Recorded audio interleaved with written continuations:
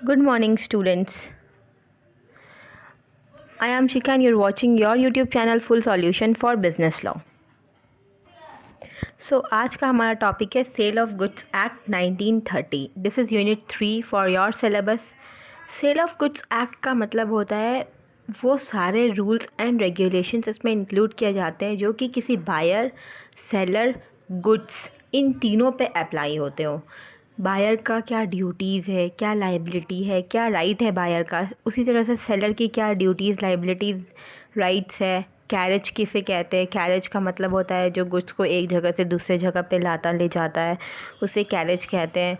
और गुड्स जो सामान हम बेच रहे हैं उस पर भी कुछ लॉज अप्लाई होते हैं. आप किसी को ख़राब सामान नहीं बेच सकते. अगर कोई सामान बहुत प्रिकॉशन के साथ हैंडल करने के लिए तो आपको इन्फॉर्म करना होगा कि इस सामान को किस तरह से हैंडल किया जाना है. तो these all rules are said under sale of goods act 1930. We will study about these one by one. PDF have been provided to you कि सेल क्या होता है. सारे चैप्टर्स का टॉपिक वाइज PDF आपको प्रोवाइड किया जा चुका है. PDF में आप लोग देखिए right of seller, rights of buyer, duties of seller, buyer, what is delivery of goods, all these are very common things. All these things you know. It is just that कि आपको उसको line up करना है ताकि आप उसको answer लिख सके. इसीलिए आपको PDF प्रोवाइड किया गया. आप लोग उसको पढ़ेंगे तो आपको वो सारा कुछ क्लियर हो जाएगा. Today we will study about a topic which is condition and warranties. ये एक नया टॉपिक है आपके लिए. That is why I am taking this topic. Okay, conditions क्या होती है, वारंटीज़ क्या होता है. From here you can see condition and warranty को एक शॉर्ट समराइज़ करके लिखा हुआ है. कंडीशन प्राइमरी कंसर्न का होता है, वारंटी सेकेंडरी कंसर्न का होता है. कंडीशन के ब्रीच में आप गुड्स को रिटर्न कर सकते हैं, ओके, लेकिन वारंटी के ब्रीच में आप गुड्स को रिटर्न नहीं कर सकते, सिर्फ डैमेजेस को क्लेम कर सकते हैं. कंडीशन को वारंटी की तरह भी कभी कभी ट्रीट किया जा सकता है, पर वारंटी को कभी भी कंडीशन की तरह ट्रीट नहीं किया जा सकता है. कंडीशन कैन बी इम्प्लाइड और warranty can also be implied, but usually it is expressed. Now let us understand condition and warranty by an example. एक एग्जाम्पल देते हैं आप लोग को. लाइक आप लोग सब कोई कभी ना कभी हम लोग सिटी गोल्ड का सामान ख़रीदने जाते हैं. जो गोल्ड जैसा रिजेंबल होता है, 100-150 रुपये में वो सामान आ जाता है सिटी गोल्ड का. हम लोग उसको ख़रीदने के लिए जाते हैं. तो एट दैट टाइम ओनली जो सेलर स्टेटमेंट देता है, जैसे कि एज़ फॉर एग्जांपल आप मोबाइल ख़रीदते गए. मोबाइल तो सबने ख़रीदा है.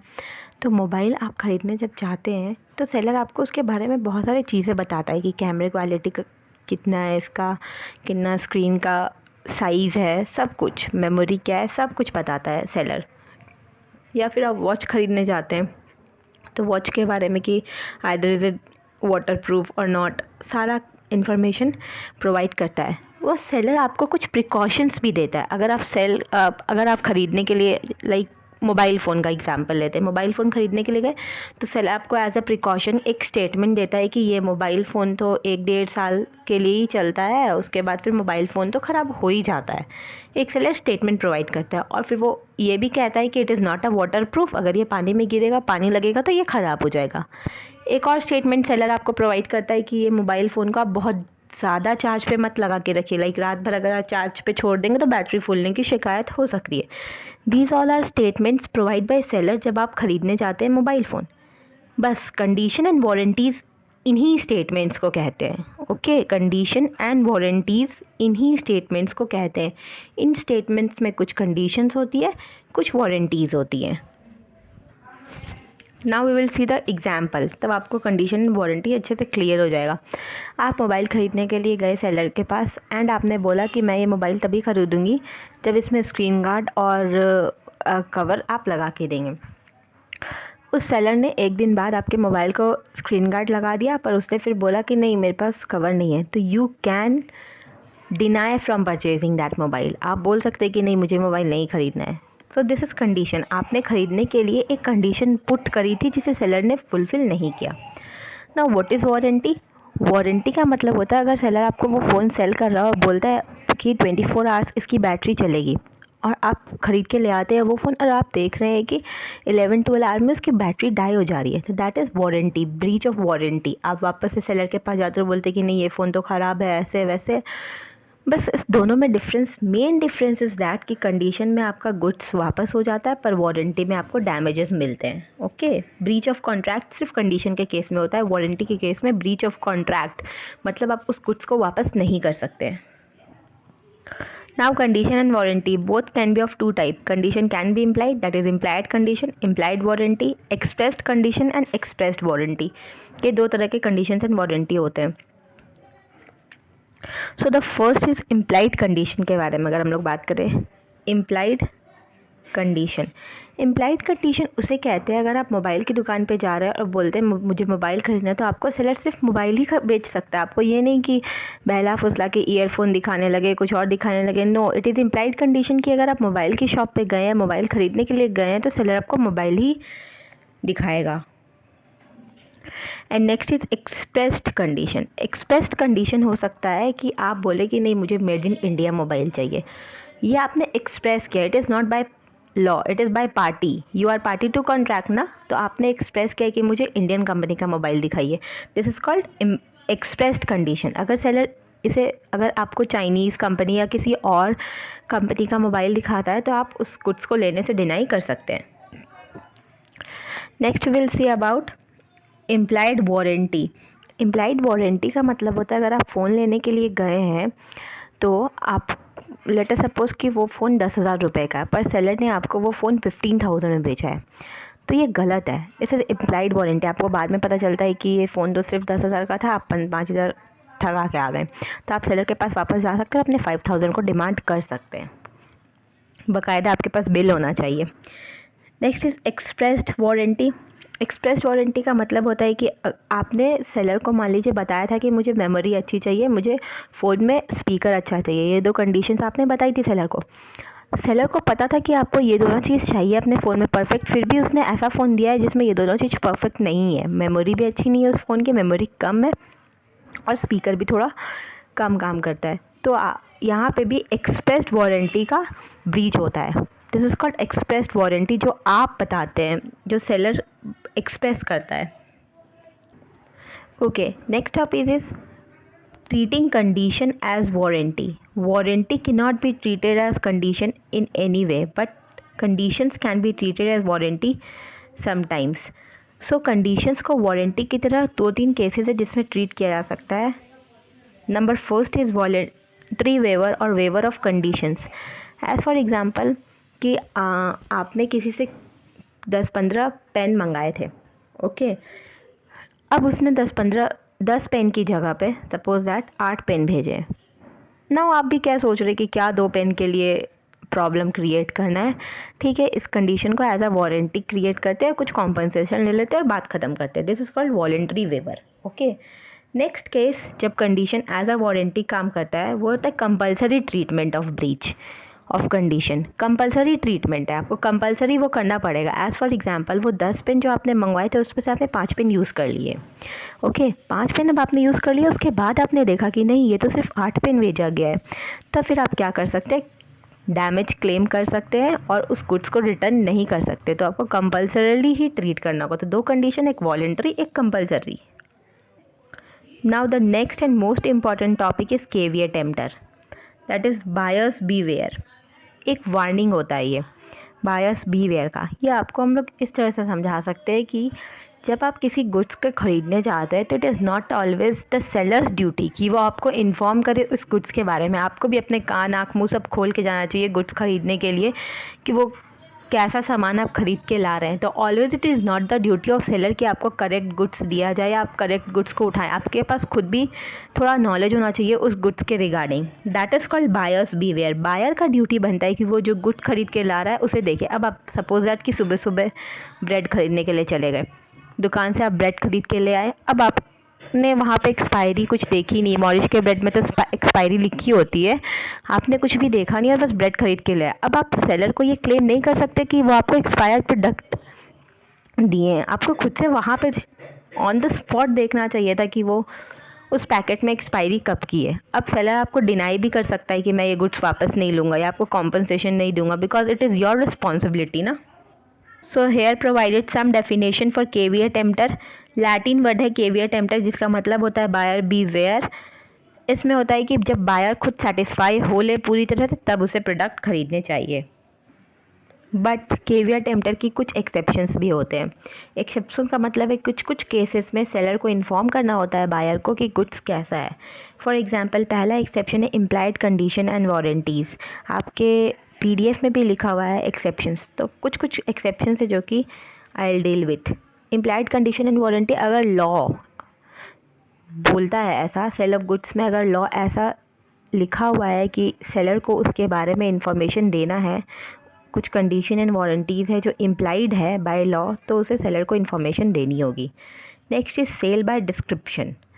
कभी कभी होता है ना, हम लोग जाते हैं ब्रेड खरीदने के लिए और मॉरिश का ब्रेड है इसलिए बस उठा के ले आते हैं। एक अटैचमेंट होता है कि हाँ ये प्रोडक्ट तो अच्छा ही होगा, अच्छे से डिस्क्रिप्शंस लिखा होता है, लाइक आप manufacture date, expiry date, packed date, सब कुछ देख के लाते हो, तो this is sale by description. Next is sale under trade name. अब फिराया लाल दुकान कितना फेमस है, फिराया लाल जाता है सब कोई बहुत सेटिस्फैक्शन के साथ वहाँ से क्लोथ्स या कुछ भी लेके आते हैं, तो एक ट्रेड नेम भी होता है जिसके अब कि फिराया लाल अगर गंदी क्वालिटी का प्रोडक्ट प्रोवाइड करने लगेगा तो this is the exceptional rule of caveat emptor. Next, custom और यूजेस ऑफ ट्रेड। इसके केस में एज़ फॉर एग्जांपल आपको बहुत खांसी हुई है, कोल्ड एंड कफ हो गया, आप दुकान जाते हो दवाई, अब you are not a doctor, आपको नहीं पता है कौन सी दवाई लानी है, आप मेडिसिनल के पास जाते हो और आप बोलोगे कि सर्दी खांसी की कोई दवाई। It is the duty of seller उस टाइम कि वो आपको खांसी सर्दी की करेक्ट दवाई दे। ऐसा नहीं है कि खांसी सर्दी का बोल के आपको कुछ और दवाई देना स्टार्ट कर दिया। No, it is the caveat emptor exception. Next is reliance on seller skill and judgement. अब कभी कभी आप शॉप पे चले जाते हो मोबाइल के, आपको समझ में नहीं आता कौन सा मोबाइल पे जाना, आप डायरेक्ट जाके सेलर को बोलते हो कोई अच्छा मोबाइल दिखाइए जो आपके नज़र में अच्छा हो, मेरे को ये क्वालिटी चाहिए, आपके नज़र में जो अच्छा हो वो आप दिखाइए। आपने ये स्टेटमेंट बोल दिए, उसके बाद it is a duty of seller कि वो आपको करेक्ट गुड प्रोवाइड करे। And last is misrepresentation और फ्रॉड बाय सेलर। अगर सेलर फ्रॉड करता है आपके साथ तो it is exception of caveat emptor, क्योंकि बायर्स को हर टाइम नहीं पता होता है कि उनके साथ फ्रॉड किया जा रहा है। They will get to know after some time और they may not get to know. उनको पता ही नहीं चलता है कि मेरे साथ फ्रॉड हुआ है, मेरे को करेक्ट सामान नहीं दिया गया है, तो इस केस में भी सेलर की रिस्पॉन्सिबिलिटी बनती है। Seller is there to sell, not to fraud. On screen you can see whole caveat emptor. The last topic of today's lecture is unpaid seller. देखिए जैसे डायग्रामेटिक रिप्रेजेंटेशन यहाँ पे किया हुआ है उस तरह से अगर आप डायग्रामेटिक रिप्रेजेंटेशन करके अपने क्वेश्चन को आंसर में लिखेंगे तो उसका मार्क्स आपको ज़्यादा मिलता है। एक डायग्रामेटिक रिप्रेजेंटेशन से एग्जामिनर अट्रैक्ट होता है to your answer. So unpaid seller, meaning of unpaid, one who has not been paid for doing something, and seller who sells the goods. So unpaid seller is one who has not been paid for the goods sold by him. Unpaid seller उसे कहते हैं जो जिसने goods तो बेचा है पर उसके बदले में उसे पैसे नहीं मिले हैं। अनपेड सेलर को सेक्शन 45 में डिफाइन किया गया है under sale of goods act 1930। Now we will see about the rights of unpaid seller. Unpaid seller का क्या क्या राइट है। अब सेलर ने गुड्स को सेल करने का कॉन्ट्रैक्ट कर लिया है। सपोज दैट मिस्टर ए ने मिस्टर बी को 50,000 का सामान बेचने का कॉन्ट्रैक्ट किया था। अब मिस्टर बी ने पैसे ही नहीं भेजे, ना डेट स्पेसिफाई की है कि कब उनको सामान की डिलीवरी करनी है। सो इस केसेस में राइट है अनपेड सेलर का। तो अनपेड सेलर का right against the good, right against the good, क्या क्या राइट्स है against the goods. The first is lien, stoppage in transit and resale, all these are right. Lien meaning section 47 to 49, जब्त कर लेना, सामान को जब्त कर लेना। जब मिस्टर ए मिस्टर बी को गुड्स सेल करने का एग्रीमेंट कर लेता है और मिस्टर बी उसे पैसे प्रोवाइड नहीं करता है, सामान तो मिस्टर बी का हो चुका है पर मिस्टर ए उस प्रोडक्ट को तब तक नहीं डिलीवर करेगा तब जब तक उसे पैसे ना मिल जाए। This is called lien. Next is stoppage in transit. बहुत सारे सामान जिसको पहुंचने में 2-3 दिन का टाइम लगता है। अगर मिस्टर ए इंश्योर हो जाता है कि मिस्टर बी पैसे नहीं देने वाला है या फिर कुछ ऐसा प्रॉब्लम होता है उनके कॉन्ट्रैक्ट के बीच में, तो मिस्टर ए का पूरा राइट बनता है कि वो उस सामान को रास्ते में रोके। स्टॉपेज इन ट्रांजिट, रास्ते में। Third is resale, section 54। Resale का मतलब होता है कि आफ्टर अश्योरिंग कि मिस्टर बी को अब इस प्रोडक्ट से कोई मतलब नहीं है, या फिर एक बार मिस्टर बी को वो जो बायर है उसे वो कंफर्मेशन करवाएगा कि मैं इस प्रोडक्ट को रीसेल कर दूँ ना, अगर आपको लेना है तो फिर आप एक बार और कॉन्ट्रैक्ट कर लीजिए, पैसे दे दीजिए। पर अगर बायर कोई इंटरेस्ट नहीं दिखाता है तो it is right of unpaid seller to resale the product to someone. Unpaid seller के कुछ राइट और होते हैं against the buyer personally. Buyer के लिए पर्सनली अनपेड सेलर का कुछ राइट्स होता है। पहला है repudiation of contract. Repudiation of contract का मतलब कॉन्ट्रैक्ट को कैंसिल आउट करना। सेलर कॉन्ट्रैक्ट को कैंसिल कर सकता है।